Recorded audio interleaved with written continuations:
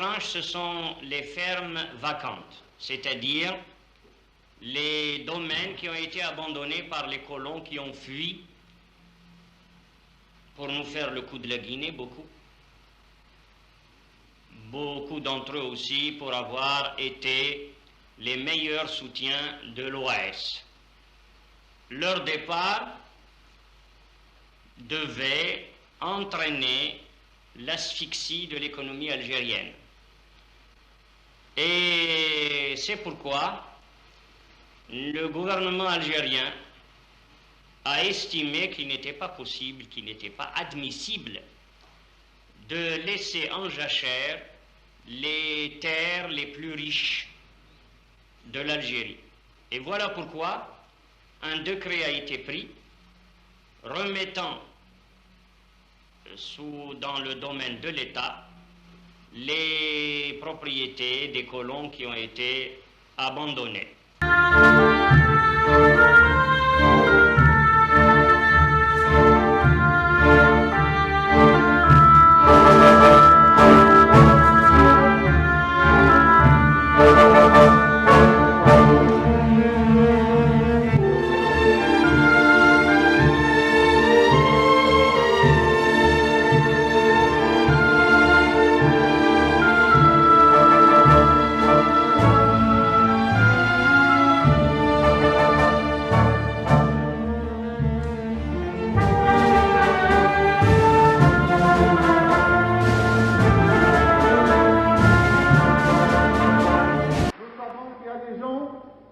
Qui sont sortis, qui se sont trouvés après 7 ans et demi de guerre, avec 100 millions, avec 200 millions, eh bien, je vous dis très franchement, je ne connais pas d'Algérien.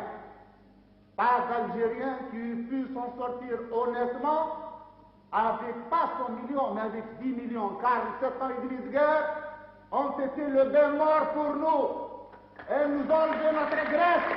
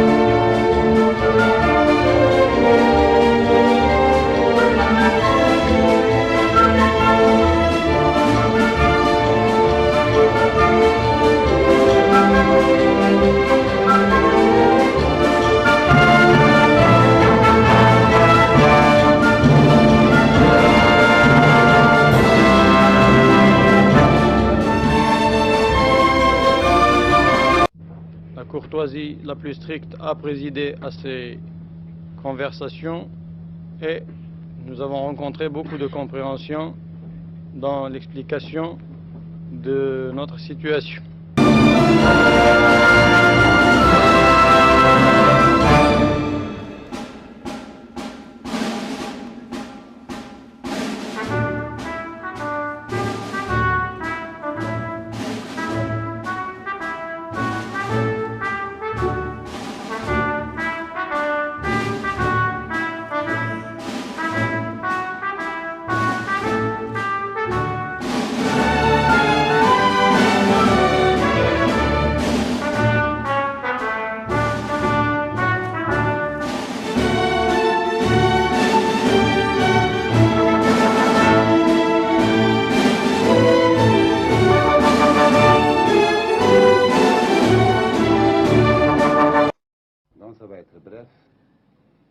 mission a eu pour but de venir à Paris pour informer dans les détails les responsables résidant à Paris, et particulièrement notre frère et Ahmed. C'est ce qui a été fait. Je crois que c'est tout.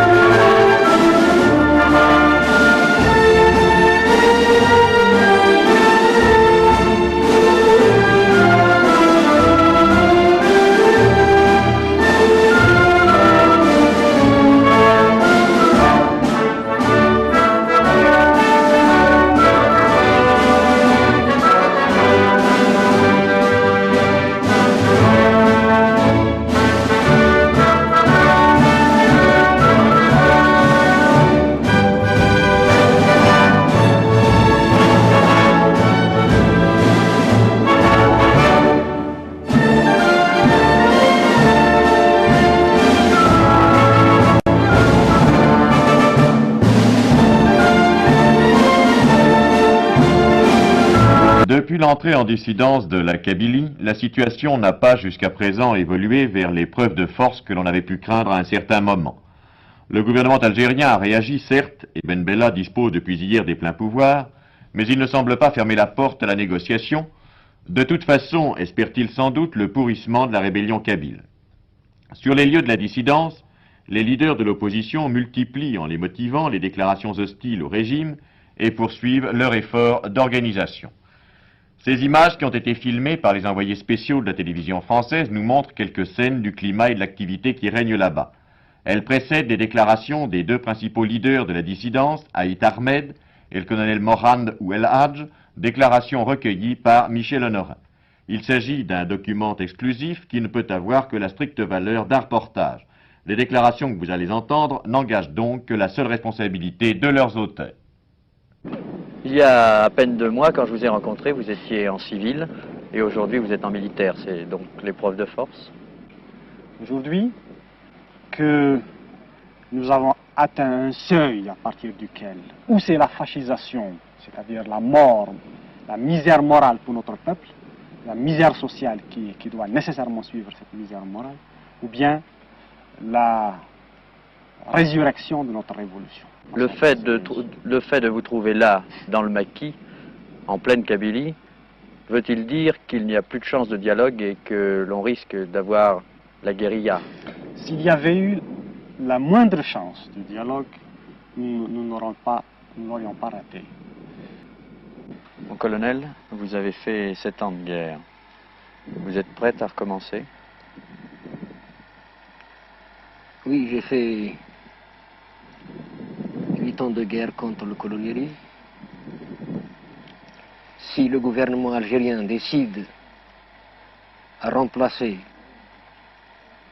le colonialisme,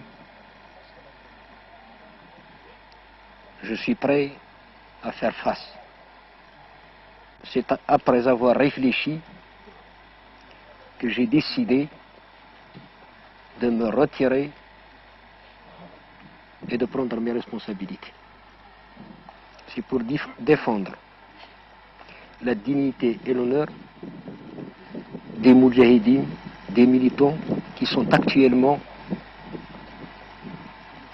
dans l'angoisse et dans une incertitude. Des moudjahidines, des militants, après avoir lutté pendant 8 ans, se trouvent actuellement sans logement, sans pension, sans travail. Et beaucoup d'eux se trouvent dans des prisons. Je ne veux pas faire couler du sang entre Algériens. Je l'ai évité déjà. Je continuerai à l'éviter. Ici, en Kabylie, principalement dans toute l'Algérie, nous sommes démocrates.